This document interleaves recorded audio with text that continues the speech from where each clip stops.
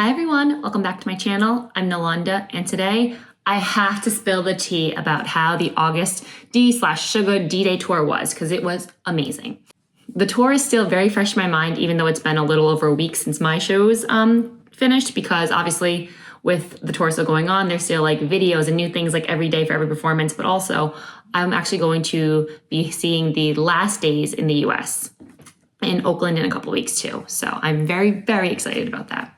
I originally intended to vlog a little more of it, but with going to the first date and also having soundcheck for the first time and being like on a standing pit for BTS, BTS member, it was a new experience for me and I kind of didn't really know what to expect. So there was honestly just like no time to vlog, but I definitely still wanted to tell you guys about it. So I wanted to do a story time, but I figured a nice way to make it a little more creative and fun is to kind of do like a craft and chat with a scrapbook that I made.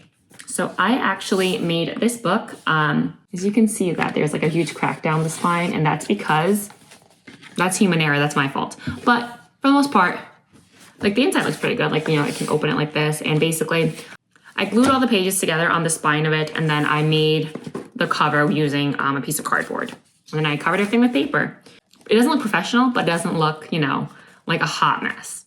A lukewarm mess maybe, but not a hot mess, But anyway, I figured today I could talk about my experience at the tour while making a scrapbook spread. So let me show you what I have out here. My spread of stuff here is just like some of the things I received in the VIP package, including these stickers, because like what else will I do with them? Some like photo cards I got, my bracelets, obviously. And then I just have some little knickknacks and stuff that I've collected either from freebies or from other concerts. And then I just have some pictures from the concert there. Then I have like, I don't know, some scrap paper and stuff I might use. Markers, I have watercolor on the side, and then I can start working. If you try to buy tickets to a BTS concert, you know how difficult it can be, how much like demand there is. It's rough. It's rough in these waters. Originally, I was hoping to go to the Newark date, which was on a Saturday with a whole bunch of people, but through ticketing, we just were not able to get tickets. That's just the fact of the matter. So during the sale, I was able to get tickets for the second night in New York, and I was able to get floor tickets for the last date, which is May 17th in Oakland.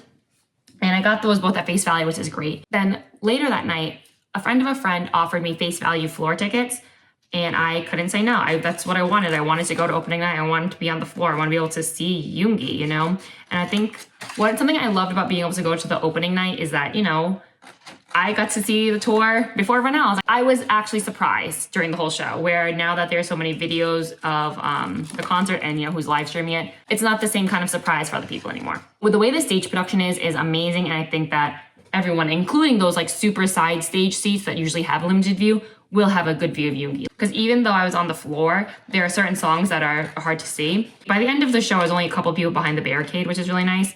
But for some of the songs, because he's on ground level, if you are not up close, you can't see, because basically there's one part of the show where he's playing piano and I was able to see with my own eyes, but he was right in front of me. But because there are other people in front of me, before I was able to see him, I had to tippy toe a little bit. And if I had to tippy toe to see him comfortably, the people who are 5, 10 people behind me definitely could not see him with their own eyes. You would have had to watch the screen. Whereas if you were in the seats and you were elevated up, you could see him much better. The stage starts as, it's 15 pieces, and then progressively different pieces of the stage disappear. By the end of it, there's no stage at all, and he just performs on ground level with everyone, with a couple of platforms to be able to see people. But honestly, I was just so impressed. It was really, really exhilarating to be there. And seeing him for soundcheck, oh my gosh. Oh, my first BTS soundcheck experience, oh my gosh. It was so, I don't even know how to explain it, I went to New York on Tuesday. The show was on Wednesday and Thursday. So I met up with my friend Hiyall. She picked me up from Times Square area, basically, because I took a bus in. And then we went right down to Long Island. And we got in the merch line, because the merch was open the day before the concerts were. We were in line for over 4 hours, and we weren't able to get everything we wanted, but we did get some things. I got the white long sleeve, which is a whole nother story because it's not quite the same as what was originally advertised in the Weavers advertisement. And then I ended up getting this sweatshirt on the second day of the New York shows. And originally I wasn't sure if I was gonna get it because I got the white long sleeve, but because I was disappointed in it, I ended up getting the sweatshirt, and it is a US tour exclusive too. And it comes with a couple of photo cards and stuff. But I've literally owned this sweater for a week, and I think I've worn it 5 out of the 7 days I've owned it. And so the thing with having GA floor, sound check and stuff is that they give you bracelets that are numbered. If there's anything that's first come, first serve, people will line up early. But how early, that's the part where I was not sure of. And obviously, seeing things on Twitter and stuff, you could see that people were there really freaking early. So for the first day in New York, the cops, I think, sent people home. And they said that, you know, the security would honor people's numbers and lines and stuff. Day one's always a little, like, weird because between the staff and the attendees, like no one really knows what's going on. And everyone's just trying to like work out the kinks. Like for example, I planned on waiting out just because I know that there'll be a ton of people there anyway. But because they sent everyone home, I was like, what do I do now? I didn't get a hotel because I wasn't planning on being in it. We ended up kind of camping out in our car for a little bit. When we got up and went to like Starbucks, we had a coffee, we freshened up and whatnot. And it was literally like 6 a.m. or something, and then we went to line at 7:30 to see like what was happening, and there was already a huge line there. Truly, when I showed up, I was like, man, I should have showed up earlier, because we originally woke up at like 5, but you know, it was just so dark and cold, and we're like, ugh, snooze button. So that was day one, and the schedule says they're supposed to hand out bracelets at 12, but they actually started handing them out at 9. After we got our bracelets, we were able to go home, check into the hotel, get ready, sort of like very quickly, but we got ready and were able to come back in time to get in line for sound check. As the tour keeps going, I feel like people are coming earlier and earlier for GA and for merch. So it's like, I don't really know what to expect when it comes to Oakland. So I hopped into line around 7:30 and I got my bracelet around noon. Day one floor was just a practice and a preview for day 2 in Oakland. So now let's actually start putting things together. This is where I'm unsure of what to do because I'm like, should I do a general like Agust D page and then do just like stuff from the actual concerts, because I have all this like stuff here that I would like to use, but I don't have a ton of, you know, space on one spread, you know, so I think it has to be 2 things. I'm not the best scrapbooker, I'll be honest here. This is the part of scrapbooking that I'm never really sure of. And people always do like the rookie stuff. People always make their bullet journals and scrapbooks like so quote unquote aesthetic and like pretty, and I'm just like, I don't know what I'm doing here. I'm just trying to make something that looks okay. Like just okay is fine. I've just collected so much stuff from concerts and cup sleeves and whatnot that I would like to put all my knickknacks to use. And something like this will be cute. Okay, well, I wasn't recording when I did that, but I added just a wash of color using watercolors. I hate the page when it's so stark white. I just wanted to add some color. And I want to do elements that are very much like Agust D and Yoongi and Suga. I just don't know what that entails. Because Deja was so popular when it came out, and it was like, you know, it was a big moment. I have a lot of Deja Yoongi stuff.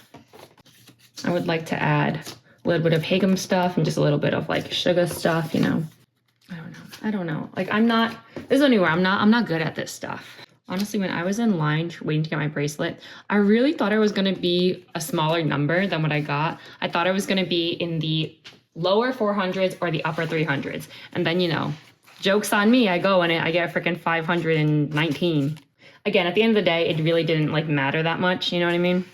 I love doing stuff like this, but I feel like sometimes there's a lot of like pressure to make everything look aesthetic and pretty and whatnot, which, you know, obviously I want to regardless, but it's more just like if you post things on like the internet, like it should be, you know, quote unquote objectively good, but like, is my shit? I don't know. It's just fun. I think I just try to make the things I post fun or fun for me. Because at the end of the day, that's like what matters to me. Did I have fun doing this? Look how cute and fun this is.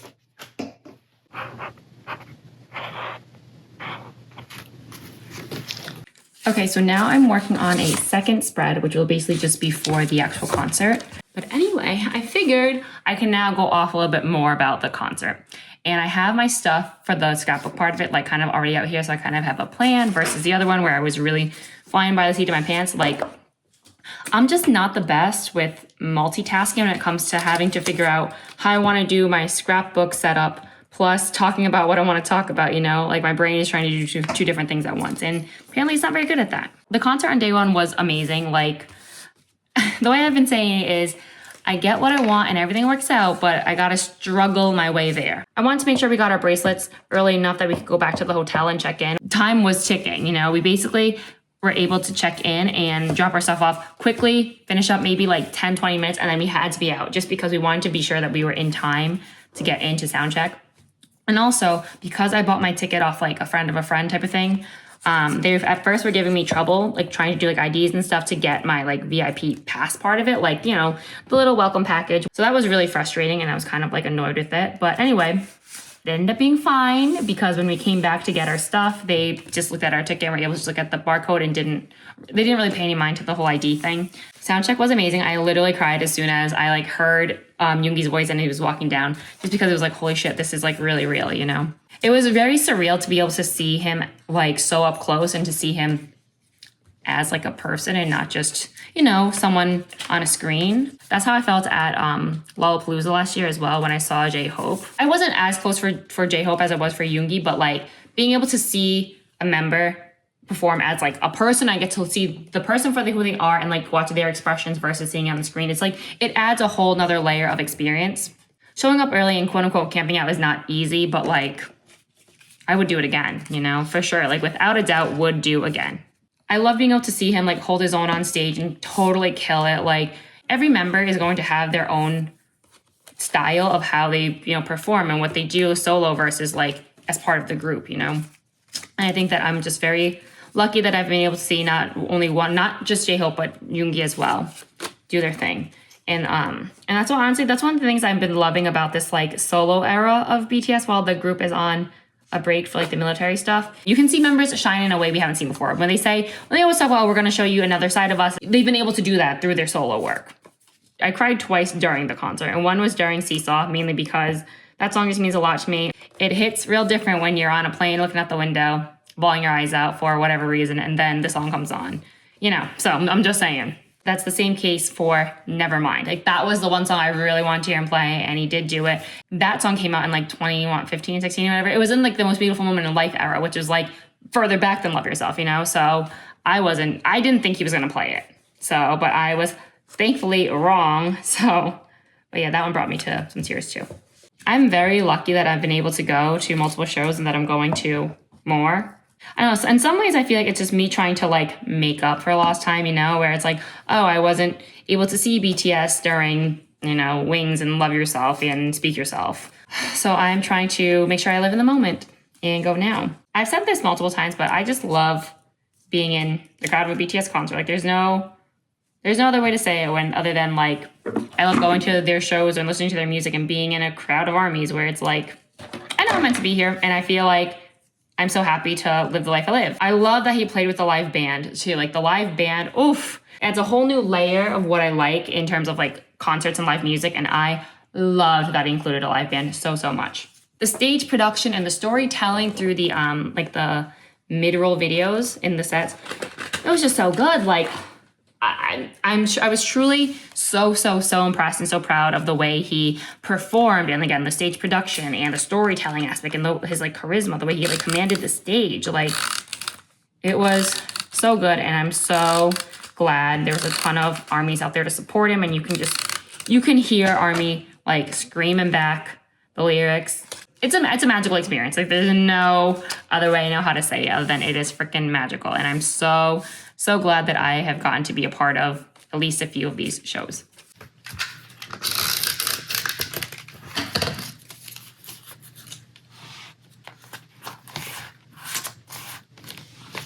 I like the idea of a scrapbook because then I can keep all my memories in like one spot.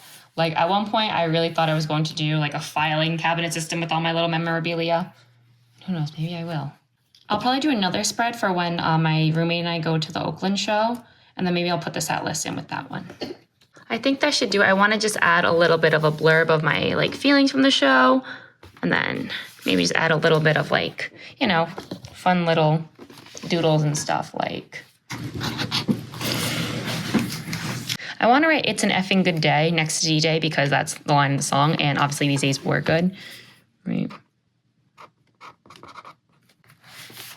So this is my Suga Agust page that I have, and then this is from the tour. Thank you guys so much for hanging out with me while I commemorated some of my time at the D-Day tour for Agust, Suga, and Yoongi. It was truly such a wonderful experience for me, and I'm glad I got to talk about it a little bit with you guys. I'm really glad I finally started my BTS journal. This is something I've been wanting to do for a while.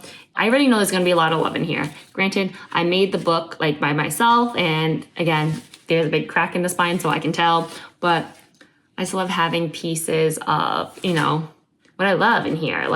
Just the experience of being at their concerts and the music they have and stuff. I'm really excited to fill this up and also, again, use a ton of stuff that I have. Thank you so much for watching. I really appreciate you spending time with me to listen to me ramble on about, my thoughts about Suga, as well as be a little creative by making my little scrapbook here, even if it's not the most aesthetic. I really love having an outlet where I can do these things, whether they be talk about things I love or doing the things I love. So again, I really appreciate it. My content is gonna be pretty heavy BTS-y and K-pop-y, mainly because I have a collab coming out with one of my friends that's K-pop related.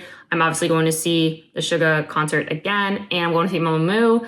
And in my Korea vlogs, which comes out on Wednesdays, I'm at the point in the vlogs where we're reaching the Yet to Come in Busan concert that happened in October. So if this isn't what you're down for, sorry. This is just kind of what my life is. So yeah, thank you again so very much for watching. If you like videos like this, please be sure to like and subscribe, and I will see you in the next one. Bye.